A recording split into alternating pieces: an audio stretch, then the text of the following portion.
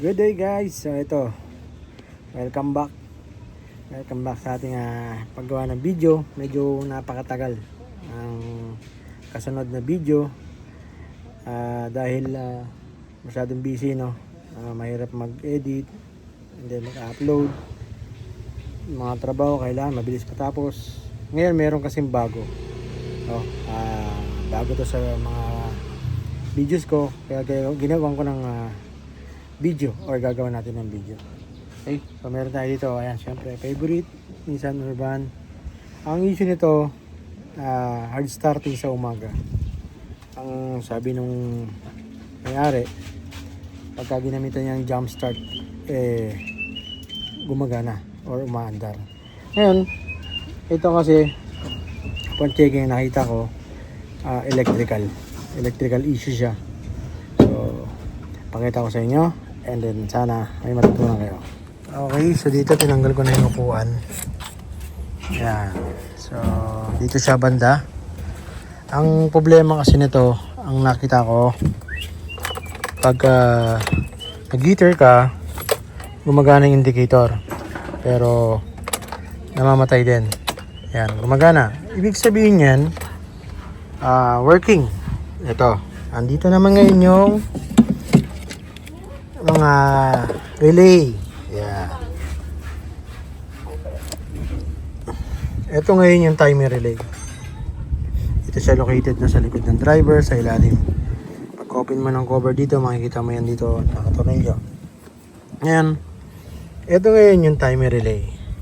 So kaya nagbibink yan, namamatay. Ibig sabihin, working yung ating timer relay. Magbibigay siya ng supply dito sa ating glow plug. Yung glow plug natin ngayon, meron naman siyang 4 na wire. Yan. Yan. Low relay. Ito, yan, pag nakaharap na ganyan, ang isa rito ay supply, ang isa naman output. So ang supply dyan, itong nasa kanan. And then ito naman ang output. Yung supply, steady yan. Naka-live yan. Kahit patay ang susi, mayroon yung supply. Yan, pag on mo, magbibigay ngayon ng signal to dito. Magkakaroon ngayon yung output dito. Ngayon, itong output naman na yan, dito naman yan papunta. Kabila tayo. Yan. Dito naman siya papunta ngayon sa mga glow plug. Ngayon, nasan yung wire? Ito, nandito yan sa likod. Tinanggal ko na para mapakita ko sa inyo. Ayan. Yung may terminal dyan na maliit na nakakabit sa glow plug na pinakadulo. Yun ngayon ang output. So pag gana nun, magbibigay ng kuryente sa glow plug, lalo sa umaga, kasi ang problema niya hard starting sa umaga. So ngayon, upon checking, nakita ko working ang kanyang timer relay, working ang kanyang glow plug relay. Ang problema ito. So ngayon ang issue niya, ito marami kasing ganito ang issue. Tapos ang nangyayari, kaya ginawan ko ito ng video, gagawan na ngayon ng ano yan, ng switch.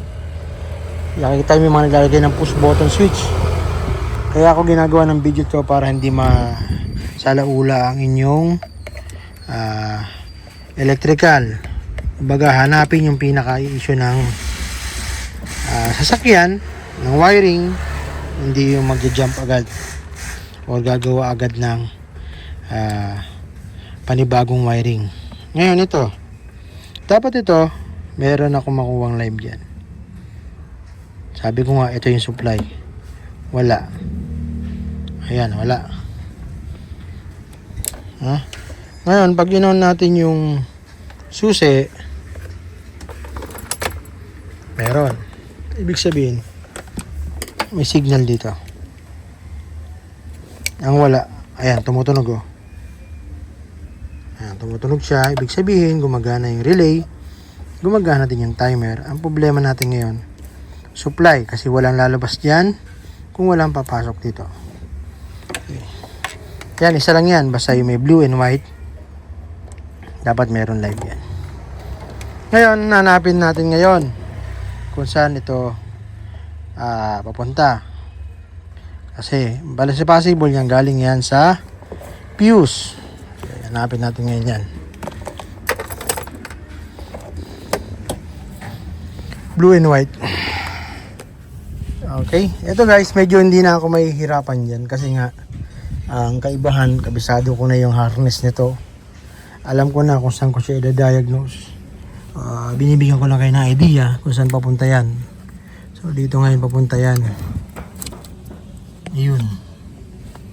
Makikita nyo yung wire na yun, yung socket na yun. Ayun, nasa baba. Ito.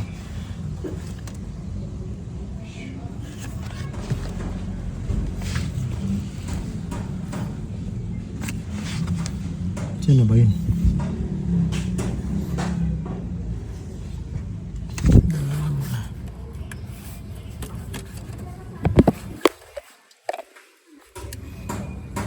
Ayan, dito.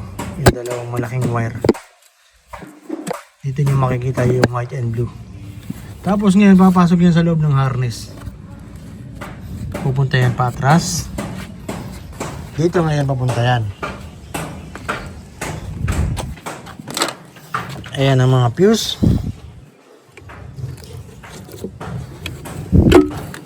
Okay. So wala yan dito. Ito yung pinaka main. Ito iba yan mga yan. No? Sa mga videos ko makikita nyo rin kung saan yan. Dito ngayon yan. Yung pinakababa. Yan. Yan nasa baba.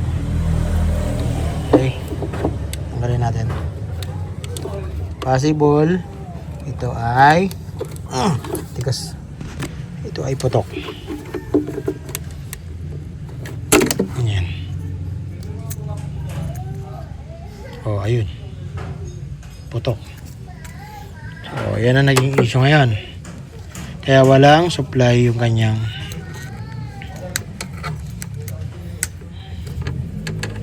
so ayan ngayon ang naging issue, kaya walang supply. Dali ko.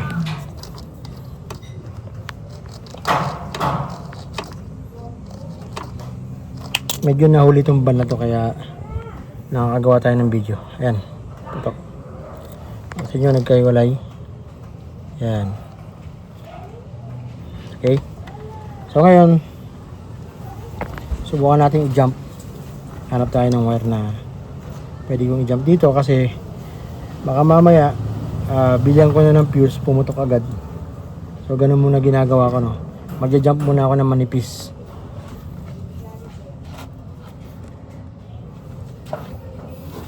Okay, so ito. Yan, manipis lang. So 4 na hibla, pwede na yan. Tagal tayong walang video dahil alam niyo na, meron na tayong paint shop. Nagtatanggal ako ng dashboard. Nagtatanggal ng kung ano-ano. Hands-on tayo, no. Kaya yung mga magpapapintura dyan, message lang kayo sa page para magawa natin ng quality. Okay? So, ayan. Jump muna tayo ng wire.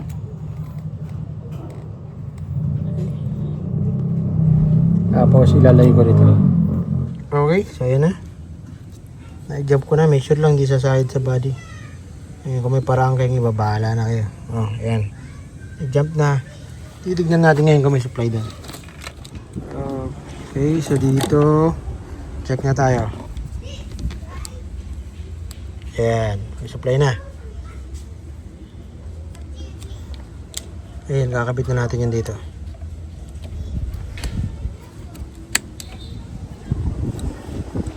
And then dito tap natin yung test light dito. Huwag lang didikit. Yan. So nakatap yan. Mag-ignition on ngayon ako dito. On. Nakita nyo, umilaw. And then off. Ibig sabihin Gumagana itong dalawang to. Ayan o. Nag-on and off siya. On and off. Ayan. Ngayon pag may start na yan, hindi na yan maggaganyan. Mag-on and off. Ganyan ang trabaho nitong timer relay. Pag nag-start na yan, wala na yan. Okay. Ngayon, ang tanong. Bakit ngayon pumutok yung fuse? Ngayon, yun ang pinakamalaking tanong ngayon. Paano natin ngayon naayusin yan na hindi puputok yung fuse? Okay? So, kung dito yan, ganito yan. Kung dito ang problema, hindi na sana umilaw yan. Kung dito ang problema, hindi na sana umilaw yan. Ngayon, ang problema niya ay nasa wiring. Ipapunta ron. So, ibig sabihin, hindi pumuputok pa rin hanggang ngayon. Wala pa rin sa wiring. Andito ngayon ang issue niyan. Ayan. So, dinisconnect ko to. Ayan, natanggal na yun dito, yung wire. Ibig sabihin ngayon yan, nandito ngayon ang issue niyan. Andyan. Live kasi yung dumadali dito. So, ignore nyo na lang yung kanyang dumi ng sasakyan, yung langis, kasi hindi naman yan yun. So, possible yan, meron dyan isa. So, bawat glow plug na yan ay shorted. Ngayon, yung shorted na yun, pag supply ngayon ng kuryente ng glow plug relay, magkakaroon ngayon ng balik ng kuryente or magkakaroon ngayon ng grounded dahil meron dyang shorted na. So, ang gagawin mo ngayon, pag ganyan, papalitan natin ng 4 na glow plug. Okay, so palitan ko muna ng 4 na glow plug yan. Tignan natin kung hindi na puputok yung fuse. Yung ginamp natin na yan, dapat hindi yan pumutok bago natin lagyan ng bago na fuse. Okay? So, bili muna tayo ng 4 na glow plug or heater plug. Okay? Ayan na. Pinapaklas na.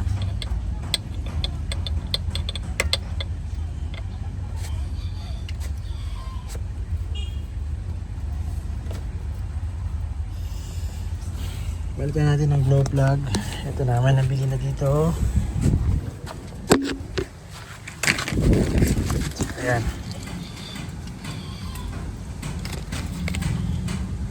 Sabay-sabay na yung 4 kasi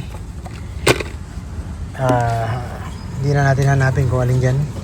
Para isang palitan ng lahat din. Gumanda pa yung kanyang starting sa umaga. No? So marami naging issue itong glow plug. Minsan mayroong pundido na. Yan. Ito naman naging problema niya, shorted.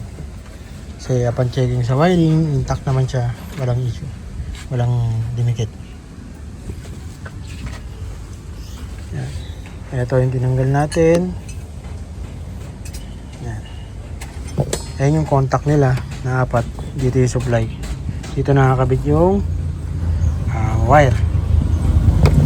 So, ngayon, tanggalin mo na. Tinatanggal na ni Boy 2. Boy 2. Dosi ba to? Tapos yan.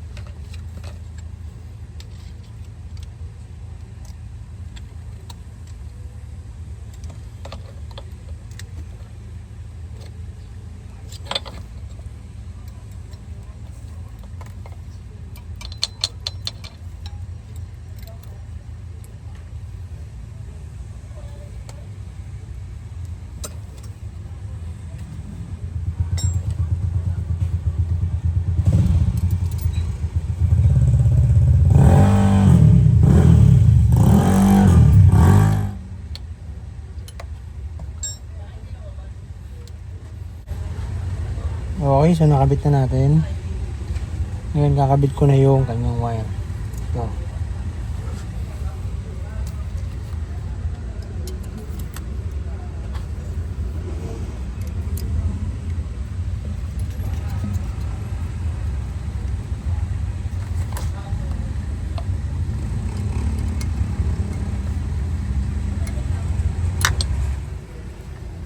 Okay, so ngayon testingin na natin. Ilagay na natin yung mga heater plug. Pero yung fuse doon hindi ko pa rin binilalagay yung bago. Baka mamaya pumutok eh. Sayang. Okay, ngayon testingin natin kung kanyang heater. Ayan. So working. Ayan. So gumagana. So tignan natin kung mayroong supply dito sa heater. Gawa ka mga. Tapat mo yan. Okay, off ulit natin. Ayan. Okay. Ayan, gumagana na. Okay, automatic na. Nagulat ka pa. Okay. Hindi, nalaglag kasi umuga. Sige, ulit. Okay. Ayan. Gumagana na. Ayan. Nag-automatic na rin dahil sa timer relay. Okay. Ngayon, babalik na natin yan. Then, ang gagawin natin, check natin kung pumutok yung naka-jump. Okay, setting na natin yung naka-jump. Kung pumutok. Ayan, hindi, no? So, buo pa rin. Ibig sabihin yan, pwede nating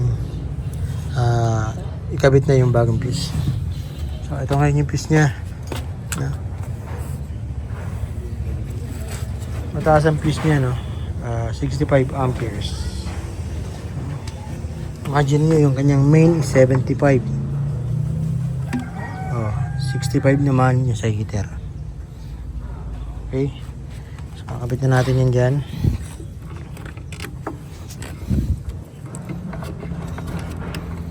Tandaan nyo guys, yung nasa pinakababa. Yan. Make sure na nakakabit ng maayos. And then ito, ganyan, and then ito sasabit nyo itong kanyang fuse holder. Yeah, okay. Ayan. Okay guys, so nakita nyo, isa na naman bagong kaalaman. Kaya ginawa ko itong video na to kasi marami dyan na nakikita ko pag hindi matrace nilalagyan ng push button kasi sasabihin ng technician sira na yung timer relay, sira na yung ang totoo nun hindi nila makita kung saan ang gagaling yung issue kasi nga mapapansin nakatago yung relay nya ay yung pinaka fuse na sa ilalim. Pag hindi na makita, ganun yung gagawin kasi common yan sa mga old school na sasakyan, may push button. Ilalagay na lang ng push button para pinakamadaling gawin. Ang ginawa ko kasi hinanap ko talaga yung issue kasi pagka nandun yung tamang paggawa at tamang diagnose, sabi ko nga nandun yung quality. Bubuhin na ulit.